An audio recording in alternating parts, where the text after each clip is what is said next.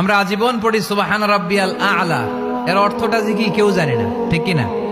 তো চোখ দিয়ে পানি নামবে কেমনে? চাইনিজ ভাষা আমাদের কাছে যেরকম, কোরআনের তেলাওয়াত আমাদের কাছে অনেকটা এরকমই। চাইনিজ ভাষার অর্থ জানি না, কোরআনের আয়াতের অর্থ জানি, কিন্তু এই কথা বললে কি আল্লাহ আমাদেরকে ছাড়বে?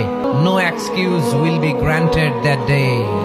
সেদিন আল্লাহ কোনো এক্সকিউজ গ্রহণ করবে না। আল্লাহ, আপনি আমারে ধৈর্যশীল বানান, আপনি আমারে শুকরগুজার বান্দা বানান। আল্লাহ, আমার চোখে আপনি আমারে ছোট বানান, গোটা বিশ্বের মানুষের চোখে আপনি আমারে বড় বানান। সবাই পড়ি আমিন।